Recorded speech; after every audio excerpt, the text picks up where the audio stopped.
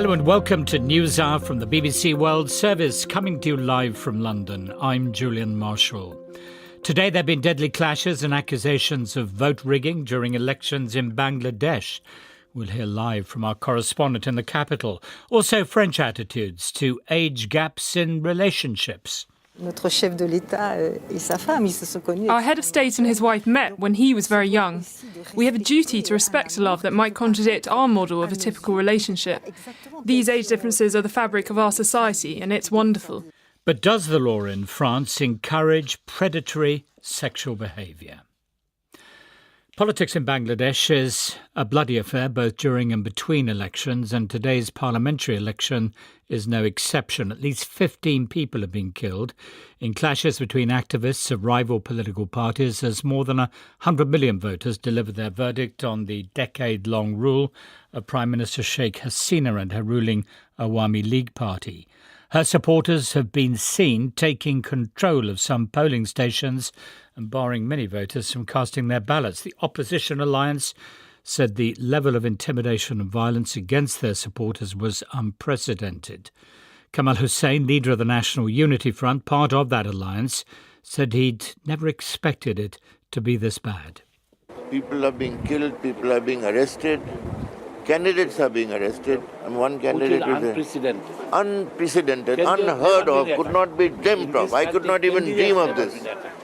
Even a bad dream, nightmare, I could not think that in Bangladesh after 47 years, I would have to see this and hear this. Impossible. Well, let's go live now to the capital, Dhaka, and the BBC's Yogita Limaye. And Yogita, tell us a little bit more about those deaths. Well, those deaths, about 15 that have been reported from different parts of Bangladesh. Here in Dhaka, the election went off peacefully. There was sort of security presence everywhere. Hundreds of thousands of troops were deployed around the country to try to ensure that this day passes without any violence. And they did ensure that in Dhaka, but it certainly didn't happen in other parts. And this is something we've actually seen through the campaign. Even during the campaign, we saw more than a dozen people killed, scores being injured. But I think the key issue really is, was it a fair election? Now, just going by what we saw in the run-up to the polls as well as today, pretty much all over the streets of Dhaka, you'll see posters and flyers from the ruling party, the Awami League, Prime Minister Sheikh Hasina's party. But it's very hard in this city to spot any campaign material from the opposition. What we saw at polling booths today, outside the booths, pretty much every booth we went outside, and some we passed, we were just driving past others. But everywhere we saw groups of supporters of Prime Minister Hasina's party. Again, we couldn't see anyone from the opposition party being present there. We spoke to people there as well. Many of them said that, they were able to cast their ballot. They felt that, it was a free and fair election. But there were others we spoke to, many of them who didn't really want to come on record, didn't want their names to be mentioned, or didn't want to speak to us on camera when we were recording. But they did tell us that they felt that increasingly Bangladesh is becoming a place where they cannot speak freely, where they cannot express freely. What about the government itself? Has it said anything about these opposition accusations of intimidation, violence, vote rigging? Well, 2 days ago, I spoke to Prime Minister Sheikh Hasina and I asked her about these accusations because, not only, today she has not responded on the allegations about the rigging of results. But even before that, the opposition had said the Election Commission was biased against them, that their candidates had been disqualified, that the police was acting as an extension of the ruling party and arbitrarily arresting and detaining their party workers and supporters. And I had asked Prime Minister Hasina about these allegations. She said that these allegations were not true, that the opposition wasn't able to prove any of them. And she also said that because they'd lost the support of the public, that's why they were making claims like these. But it's not it's not just the opposition. We've had concerns about this election raised even by the US State Department, by an agency like Human Rights Watch. And when I asked her about that, saying, even Human Rights Watch has said that a politically repressive environment is undermining the election, she said, she doesn't think that's true, that if you go around the country, she said, she felt that a free and fair election was being conducted. Yogita, many thanks. That was the BBC's Yogita Limaye speaking from the Bangladeshi capital, Dhaka.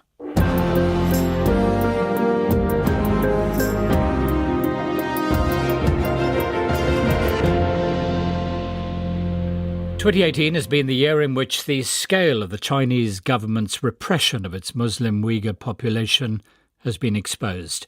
The United Nations, human rights groups and journalists have revealed the existence of detention camps in Xinjiang province in the far east of the country where an estimated 1 million Muslims are being held.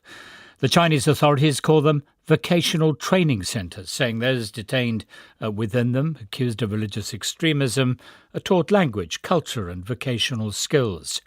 But in reality, they're massive internment camps where the inmates are forced to undergo re-education, pledge loyalty to the Communist Party and recant their religion. Well, Adil Mijit is a hugely popular Uyghur comedian. Here he is making a spoof appearance on a version of the British TV talent show The Voice on Uyghur TV in 2012.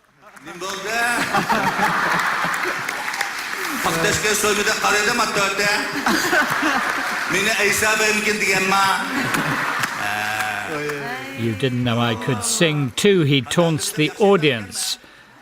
But now he's gone missing, and his family fear that he too may have been taken to an internment camp. Arslan Hidayat is his son-in-law, living now in Turkey. So what kind of a man is he?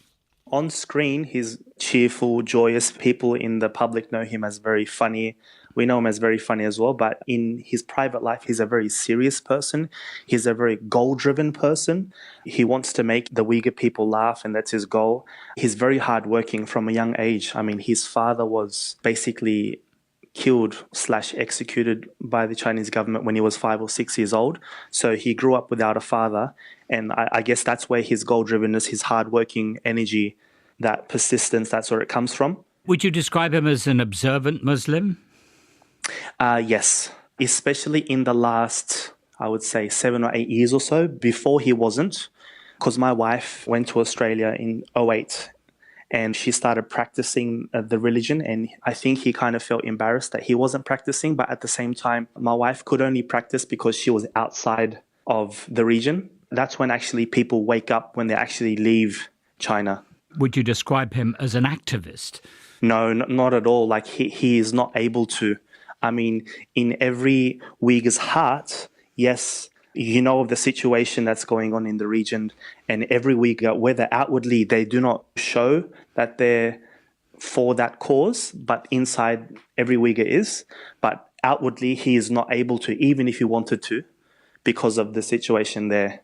I mean, the material that he makes, the videos, the films, the songs, the poetry, everything goes through a certain cultural filter through the government, and that's what comes out. So you're not even able to see anything anti-government.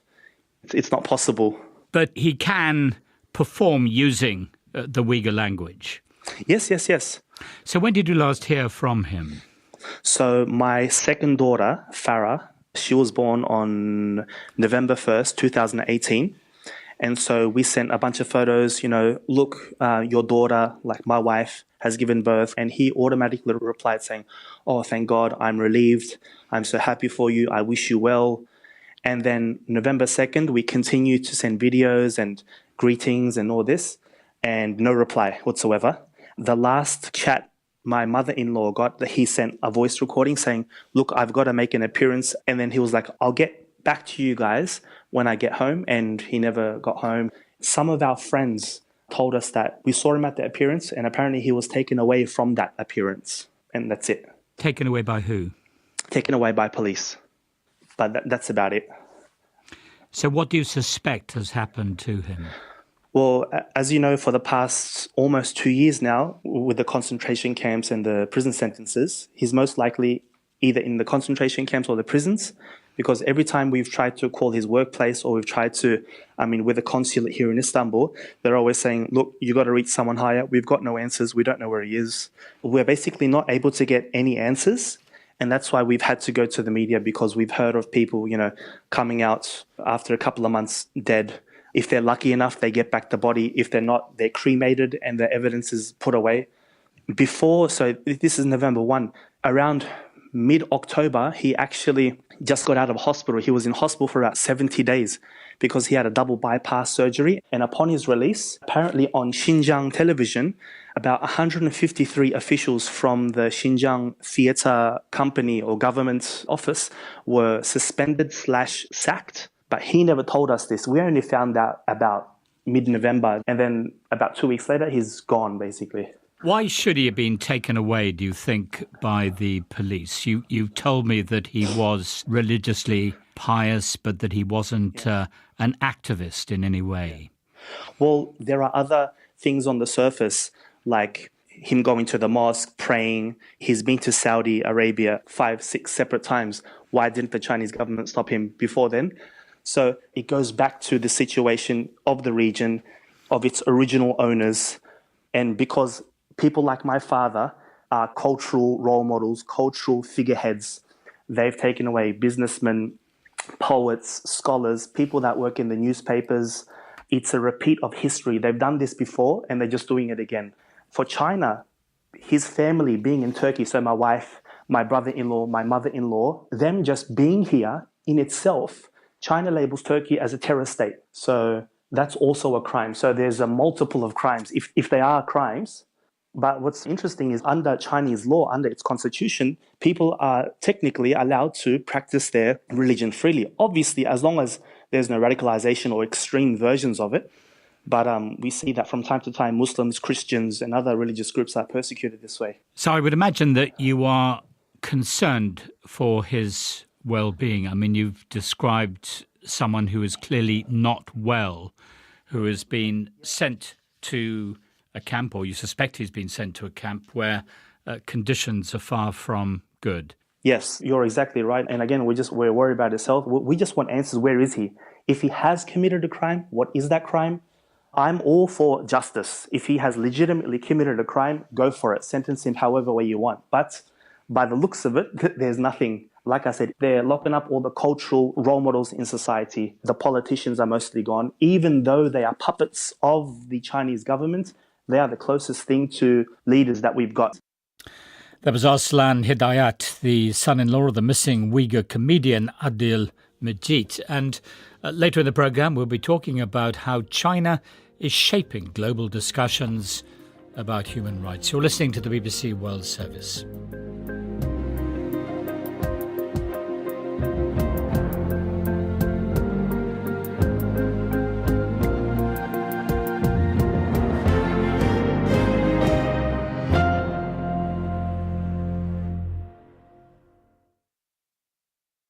Coming up, a burst of soul.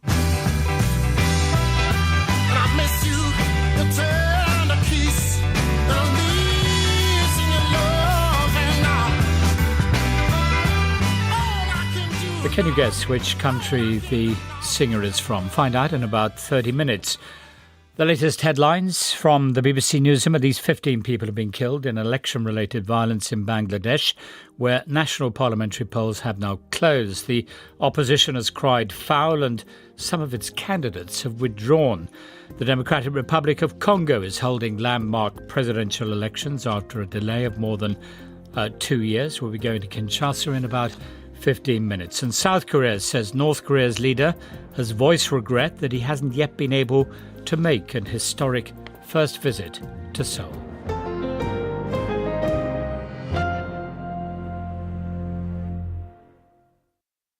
This is Julian Marshall with NewsHour live from the BBC in London. In France earlier this year, a new law aiming to tighten controls around sexual behaviour was passed by Parliament, but only after a proposal to introduce an age of consent was dropped from the bill. Sex with somebody under 15 is illegal in France, but the consent of the child involved still carries weight in court, and several high-profile legal cases have led some parents to argue that French culture encourages predatory sexual behaviour, not only towards adults, but towards minors as well. Lucy Williamson reports. Épisode 1, Maria. Seduction is not an area in which the French easily take instruction from their government. But this official podcast is giving it a go anyway. Part of a campaign promoting awareness of sexual consent. Important among adults, but relevant here at any age. Sex with anyone under 15 is illegal in France, but unlike in Britain, there's no age of consent. Ma fille est venue me voir en panique, en état de panique. From the age of 13, Sabine's daughter Stephanie had a long-running sexual relationship with her 58-year-old PE teacher. A few months ago, the teacher received a 6-month jail sentence with a further 18 months suspended, though he's unlikely to actually serve any time behind bars. The sentence, Sabine said, rested on the fact that his relationship with her daughter was judged to be consensual. Ça m'a révoltée. I thought it was outrageous. I had already heard the head teacher at the school describe it as a love story, which I found revolting. But to hear the same thing from a prosecutor, and for it to be accepted almost unanimously by the judges, for me that was even more scandalous. As far as I'm concerned, the trial was a miscarriage of justice. Last year, state prosecutors refused to charge a 29-year-old man with rape after he had sex with an 11-year-old girl, arguing that the girl's consent pointed to a less serious charge of sexual assault. Another 11-year-old became pregnant after having sex with a man she'd met in a park. The court cleared the man of rape because she too was judged to have consented. Earlier this year, the French Parliament toughened the law around underage sex, increasing the maximum penalty to 10 years in jail. But the plan to introduce an age of consent was dropped. Labelling sex with under 15s as statutory rape, some felt, would devalue genuine relationships. Senator Marie Mercier was one of those who wanted it removed. Our head of state and his wife met when he was very young. We have a duty to respect a love that might contradict our model of a typical relationship. There are examples of gym teachers going out with their pupils. There are professionals working with children, young adults and teenagers. A lot of jobs that throw people from different ages together. These age differences are the fabric of our society, and it's wonderful. We're not all going to be the same and marry people who are the same age as us. The story of how the French president met his wife feeds into the current debate in France. Mr. Macron's wife was originally his drama teacher, a married mother of 3. The story of how he won her heart against all odds is to some a sign of French openness to love, to others an exceptional case that risks normalising teacher-pupil relations. Desire in France has long been something to be celebrated by the individual, not controlled by the state. But a year on from the Me Too movement, opinion here is divided by different expectations of sex. Does abuse thrive on privacy and freedom? Can seduction survive legal protection and demonstrable respect? Lucy Williamson reporting from France. Now, any time will tell whether renewed US sanctions on Iran will have the effect desired by the Trump administration of bringing Tehran back to the negotiating table to discuss its nuclear program. The sanctions target named officials of the Islamic Republic, the oil and financial sectors, and also foreign companies, many of them European, which do business with Iran, but they're having an impact far beyond that. Leila Daneshvar is the CEO of an Iranian company which makes accessibility equipment for disabled people. She's been affected, so will her business survive? I will. Me and my partner, we have been negotiating on a daily basis, and we have been putting strategies to survive and grow, actually. And we are thinking about maybe starting manufacturing in another country like Turkey, or assembling in another country like Turkey, because these are the items should not be affected by sanction. And it's not fair, really. How low we can keep the price and how our people are going to afford our prices, I don't know. You say you trained as a mechanical engineer. I mean, how unusual is that for a woman in Iran? The mechanical firm in Iran is not very women friendly, if I put it right. Like, you have to prove yourself that you are not just some woman doing something in the factory, you are actually doing some work. I faced difficulties in my previous jobs. As an engineer, like, they don't kind of believe that you can actually build something or manufacture, or you will have same skill as men. It's much better now in other fields, but in mechanical still is a bit difficult. But since I started my company, because I was the first mechanical engineer who started manufacturing rehabilitation equipment, it was a bonus actually, because my brand went really widely throughout the country, and I think being a woman helped a bit. The Trump administration argues, of course, that these sanctions are very much targeted towards the government. It wants to get them back to the negotiating table. But from what you have been telling me, ordinary Iranians are affected, and in your particular case, disabled people. And it's very sad.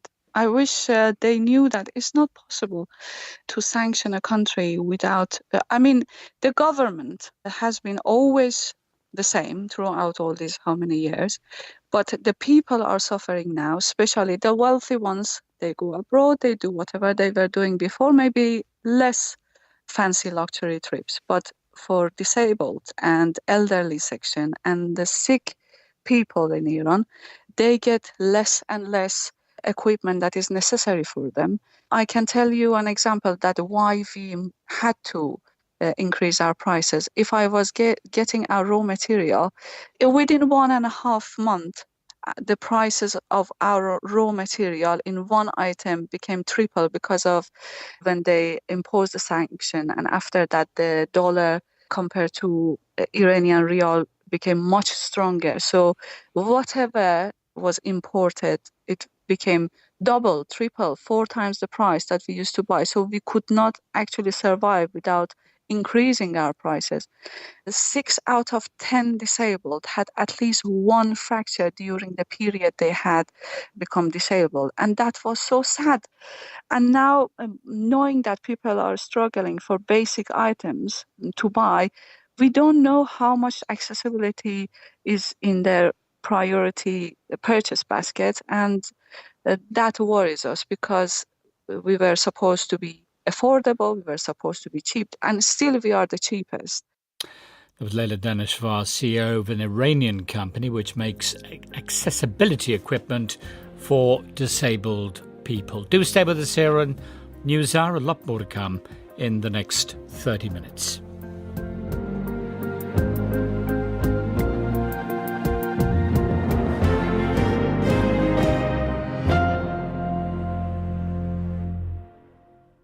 You're listening to a podcast edition of NewsHour, available twice each day, straight after the live edition of the programme. And if you're enjoying this, then why not take a look at other podcasts from the BBC World Service?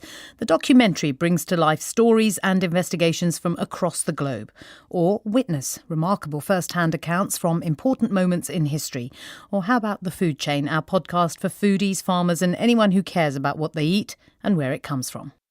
Welcome back to NewsHour. Taiwan has a democratic elected parliament, but it's not accepted in the United Nations, nor treated as a country by most others. Its powerful neighbour, mainland China, still claims the island, separated since the end of the Chinese Civil War, as a province to be reunified one day. That hasn't stopped Taiwan from trying to stand out. Recently, it's been building gigantically publicly funded arts venues. Cindy Sui reports from southern Taiwan.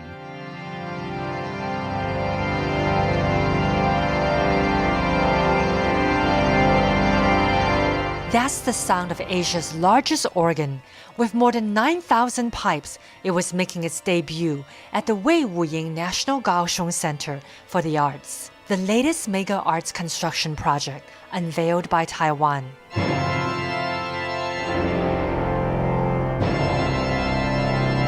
The complex has a roof that sweeps to the ground like a spaceship, a state-of-the-art concert hall and theater, and vast performance areas, all set in parkland.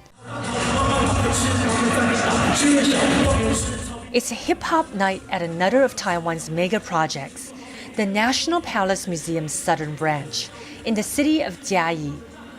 Opened in 2015, the building curves around a lake, and visitors arrive via an elegant arched bridge. The combination of modern and ancient is the government's way of attracting visitors, because tourists from countries like China and Japan haven't been coming in the numbers it had hoped for. Li Yongping heads the Taiwan Cultural and Creative Industry Association, and she's worried about the money Taiwan is spending. We probably had some certain dreams that we will attract populations from mainland China or from Japan or from Korea to come into Taiwan to travel or to enjoy these kind of high art performances. But that's not a valid dream right now, because the mainland China, for the past 5 years, they have already built a lot of theater project. They have much more huge venues. I'm in the studio of a small Taipei-based theater company called Very Theater. Their studio is located on the 10th floor of a building that also houses a police station. The space is provided by the Taipei city government to small performing arts groups like this one, which doesn't have the money to have their own studio. Director Zhou Dongyan is blowing up a huge balloon that covers half of the studio's floor space and is testing it for the next show. He tells me the new centers are a lifeline for Taiwanese performers. It really shows a commitment of how we valued performing arts, how we wish that people don't think it's a once-in-a-lifetime experience, rather than it should be your everyday life experience. You should go to theater every other weekend, that kind of casual thing, at least once a year. Zhou Dongyan ending that report by Cindy Xu in Taiwan.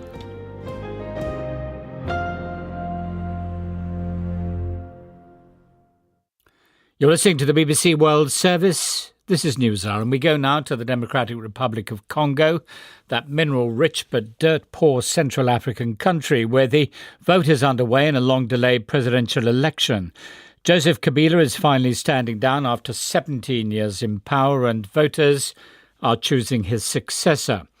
Those delays in holding the election have caused intense suspicion among opposition supporters, along with the decision to postpone the vote in some opposition strongholds in the east of the country, ostensibly because of conflict and an outbreak of the Ebola virus.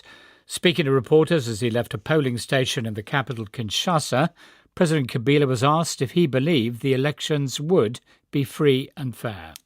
Well, time will tell, but it's clear that the elections are free and fair and will definitely be free and fair. I don't have any concerns as I speak to you. My only concern is that we have this very heavy rain and probably voter turnout might be low, but hopefully the skies will clear and the voters will turn out in numbers. Among the opposition presidential candidates, Martin Fayulu is thought most likely to beat Mr. Kabila's hand-picked successor, Emmanuel Shadari. He told reporters in Kinshasa that people were voting for change. We're voting for the end of Mr. Kabila. We are voting for the end of misery for the Congolese people. We're voting for the end of what we've known so far, the end of Congo being an international disgrace. So today, we think the results will be in line with how the Congolese people have acted.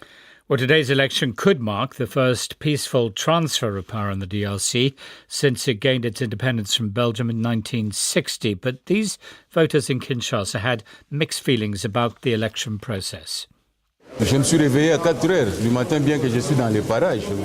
woke up at 4 a.m, despite the fact that I live nearby, because of the rain. I made sure I was ready and came to vote, but up till now, still nothing is ready. They should have opened at 6 a.m. They had all night here to prepare. They've got more than 1,000 polling stations. There are people hanging around here to find out where they're going to vote. It's very strange. It's strange.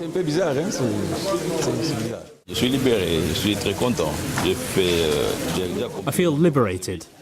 I'm happy. I completed my civic duty. I have just voted in an election which is for us today very historic, because it will allow the Congolese to see one president hand over power to another president and all living in the same country.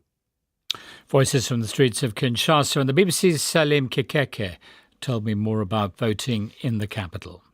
Well, Julian, at the moment, Kinshasa is really quiet. The streets are very, very quiet and empty. Most of the shops are closed and the streets are manned by policemen. And of course, the crowds are in many polling stations, like the one I am standing at. This is a girls' secondary school. It's a polling station today, and it's been pretty smooth from the moment we came here this morning. But at this moment, as I'm speaking to you, Julian, people are getting a bit frustrated. It's lunchtime, the sun is out, it's quite hot, and the lines, the queues are not moving as fast as they were earlier this morning, and people are getting frustrated. You can hear some voices of people complaining, some people are trying to jump the queues, and so people are a bit slightly frustrated. But so far, generally, it's been quite smooth. Did voting get off to a slow start? I understand there was heavy rain earlier today in Kinshasa. It did. It was heavy. It was raining cats and dogs this morning.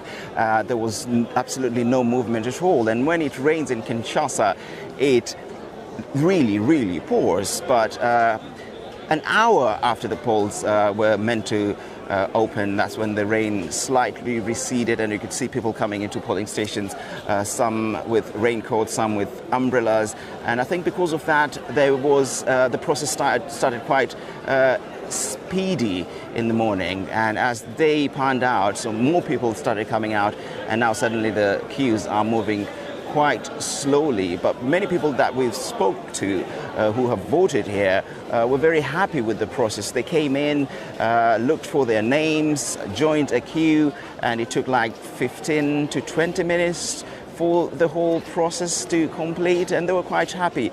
But as I'm telling you right now, the lines are moving quite slowly and people are slightly getting frustrated. That was the BBC's Salim Kikeke in Kinshasa. And we return to the topic of the persecution of Muslim Uyghurs in China, and Uyghur leaders have called on democratic governments to confront China over its treatment of this ethnic minority. But how willing are those governments to do that, be it over the Uyghurs, the closure of Christian churches, or the systemic silencing of dissidents? There was a time when China was frequently pilloried over its human rights record, but that began to change as China's economic power grew. Western governments were ever more keen to trade with China and quite willing to lower the volume on a human rights advocacy to achieve that goal. And yet, China itself argued that when Huawei's chief financial officer was recently detained in Canada, her human rights have been violated. I'm joined now by Dr. Sophie Richardson, China Director for Human Rights Watch, and Kerry Brown, a Chinese Studies Professor at King's College London. And Dr. Richardson, is it an oversimplification to say that trade now trumps human rights concerns in Western governments' dealings with China?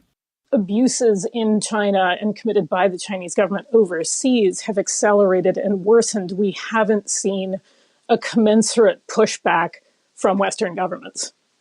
And Professor Brown, is China aware of that? Is it exploiting that unwillingness of Western governments to confront it over human rights abuses? Yeah, I mean, I think it's got a security sort of view or attitude that Xinjiang is somehow, kind of completely an untouchable issue. And so, I mean, in the past, there were dialogues about what, kind of the Europeans or Americans kind of could do in Xinjiang or with Xinjiang. I mean, after September the 11th in 2001, infamously, the Americans placed one of the, I think a couple of the Uyghur groups on an international terrorist list at China's behest. But I think what we're seeing now is of a kind of extent and completeness. I mean, it's incredible that 1 million people are affected or probably affected by this, kind of use of these, what they're called in the Chinese discourse, training centers, but they're camps. I mean, they're kind of enormously extensive. And so it's become such a huge issue now. I mean, it's literally visible from space. You can see these camps from satellites in space. I mean, it's a huge issue. And so for Western governments, it's very, very difficult to just ignore this. But the Chinese government seems insistent that it's an internal matter and they don't want to talk about it. Dr. Richardson, the unwillingness of Western governments to confront China over its human rights record. Has that accelerated repression under President Xi? I think it's absolutely enabled it. I wouldn't necessarily the one who's caused the other, but it's certainly much easier for the Xi government to get away with these kinds of abuses when they aren't being called out. And, to pick up on Professor Brown's point, I think it's absolutely fair to say that if we were talking about any other government in the world arbitrarily detaining 1 million Muslims, we would already have seen a full-throated cry for a debate at the Security Council, the establishment of a fact-finding mission, some sort of movement towards justice. But, the Trump administration has stalled in its threats to impose sanctions in response to Xinjiang until at least the 90-day trade war pause is over. Britain is badly distracted by Brexit. The EU is badly distracted by Brexit.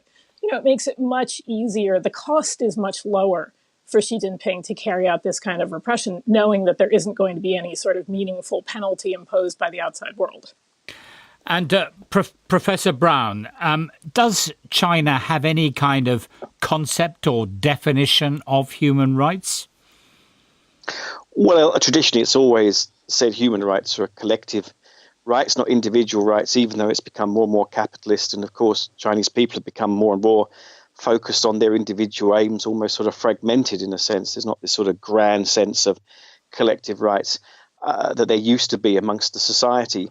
I mean, I think the issue for the Chinese government on Xinjiang is, okay, we in the outside world have shown enormous sort of lack of, kind of will and focus. And that's everyone. I mean, Saudi Arabia, Turkey, countries which are far, far more intimately involved because of the Muslim issue or because of the, kind of ethnic links between Turkey and the Uyghurs in Xinjiang have also been totally silent or absolutely unwilling to do anything about this. But the long-term issue really for the Chinese government is I can't see how you can have 1 million people in these kind of situations that is not going to build up enormous resentment. And so, of course, you can argue, and the Chinese government do at the moment, that it's controlling the security issue, and that's the most important thing.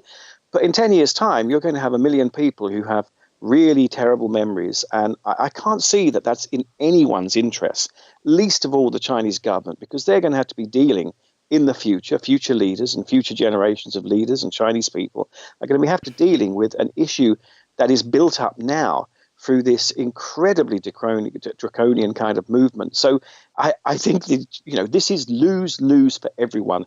And that is the most difficult kind of thing to really get our heads around, that, it's such a mishandling for literally by everyone, and no one comes out of this well.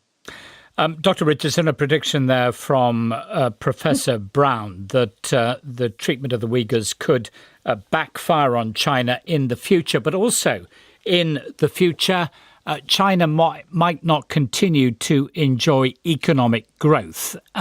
If there is an economic slowdown, might China then become more willing to countenance criticism of its human rights record by Western governments? Might they be more willing to make those criticisms? There are a lot of different variables there. I don't think that if China's economy slows, Xi Jinping suddenly has a revelation that respecting rights will both help solve that problem and improve interactions with the rest of the world. There's no evidence historically to suggest that that's the thought process. And in fact, I think if the economy slows, we're likely to see further crackdowns on different communities that might be agitating for better wages or more labor rights. We're certainly seeing that in some parts of the country.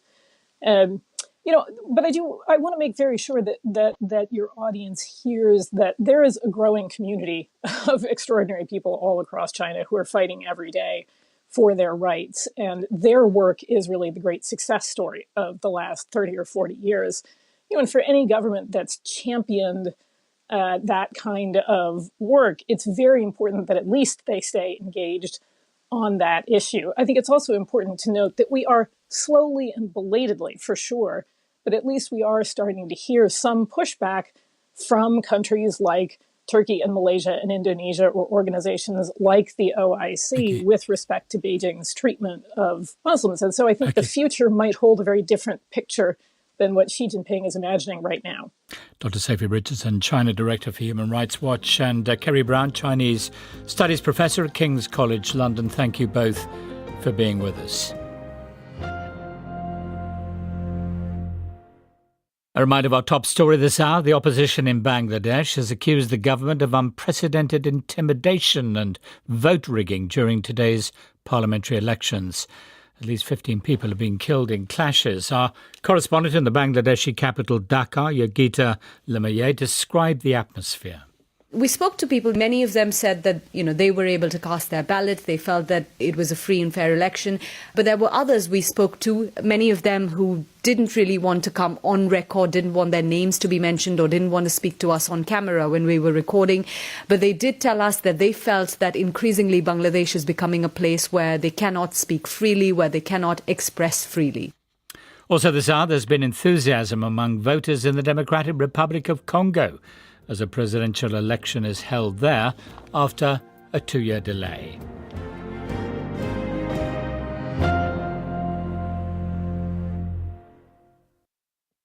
This is Julian Marshall with NewsHour from the BBC World Service.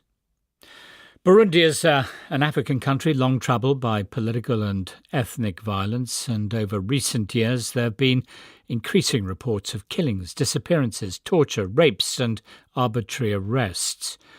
J.P. Bemeni is a Burundian singer who narrowly survived when inter-communal violence swept the country in the early 1990s. He's now based in the UK and has released his debut album. NewsHour's Razia Iqbal met him and asked when he first realised things had taken a turn for the worse back home in Burundi. I think 93 was a total sort of surreal moment, almost disbelieving. It was like, it can't happen. But when that time happens, you can feel, and it's just the first time I start feeling how fear smells, suddenly fear and sort of very deadly fear. You can feel it through all the way to your guts. You were at boarding school, and how old were you? 15, yeah. Explain for us the context of the escalation of the violence in 93. For the first time, what we can call the first elected president democratic process. And this happened to come from an ethnic group that actually never been on power as an ethnic group. However, is wrongly we call ethnic groups in my country. That's a reality we've been living in and killing each other along those lines. So we're going to speak in those terms. So the first president got elected and came on power by some members in the army. And from there, the extreme side of that, so they go through vengeance. They, you kill one of us, we kill one of you, sort of thing. And how did that manifest itself at your school? My school, what happened, we got completely barricaded in, and some of the students got caught while we're trying to flee. Some were chopped with machetes, some were burned with petrol, or they put in a house where they just fill up the petrol and they tell you, you choose to die with fire or come out to kill you with machetes.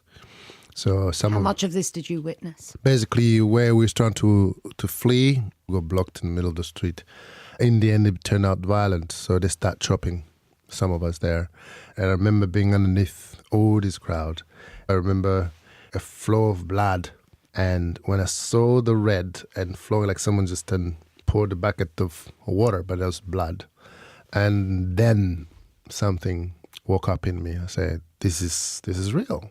So I remember pushing, live or dead bodies off me, and I tried to find a way to get out of this. I remember on the hill, people get their head smashed as they're trying to go up there, or spears. So I remember charging against someone who had a proper club, and I just pushed him and started running that direction. So we all run. You managed to escape to the capital, Bujumbura, but you weren't safe there either. Why not?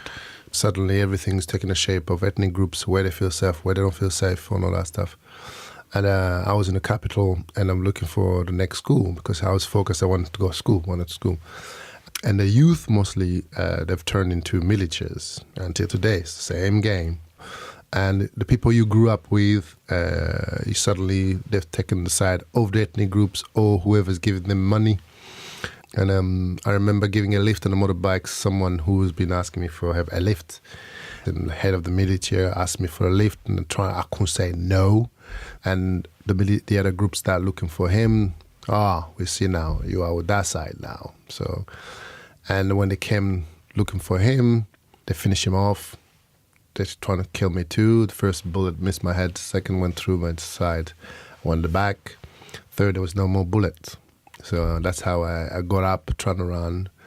Fell down because I've lost a lot of blood. Ended up in hospital, and I was in intense care unit for a long time. My lungs collapsed, full of pus. I lost my weight, I think from 76 kilo to 36 kilo, and I couldn't move half of my body. And then after that, I got a scholarship, and I went to Wales. First impressions of Wales? Cold and rainy. I'm sure the Welsh hate hearing that. But I loved it because it's so green and so open, and I just felt so peaceful for me. So away from everything. And I kind of have this sort of almost a mission inside me. I say, you know what, if I survived all that, what is it for?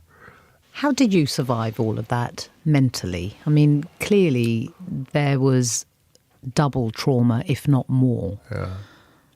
I think because I used to write poetry at the beginning, and I started writing about all these things, and I still have all these books of poetry. And there's one, I'm always asking the same question, why? Why me? I've been given an extension. So how am I going to use my extension time?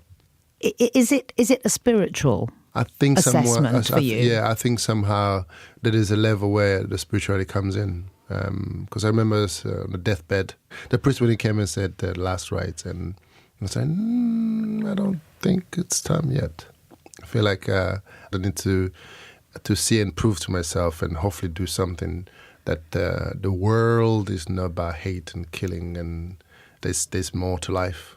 Okay, so there's been an album which has been released to critical acclaim. My instinct is to ask you just to sing for us. Somebody free me. Carrying this heavy load is killing me. Free me. Come and let me be. Please give me something, just a little bit. Oh, God. Thank you so much. That's quite a surprise, isn't it? Thank you so much. Sit here and be chatty. Absolutely wonderful. I'm interested in, do you pause, given the success that you are now experiencing, that actually things are working out for you? Yeah, it's definitely feeling very exciting. So I'm trying to breathe it all in and wear that. And for me, it takes time. I'm a bit slow burner in that way. So the heavens have opened. It's almost that little thought I had on the bed saying, not yet. I still have a lot of friends to meet, the world to meet, and actually feel it by myself.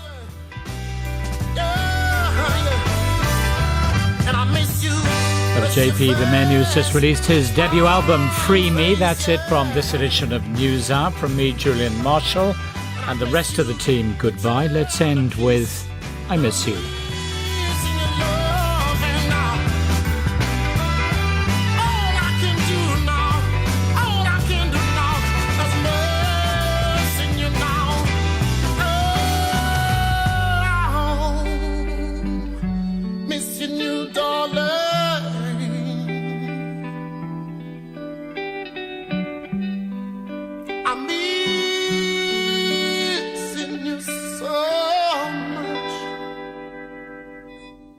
NewsHour has been a download from the BBC. To discover more and our terms of use, visit bbc.com/podcasts.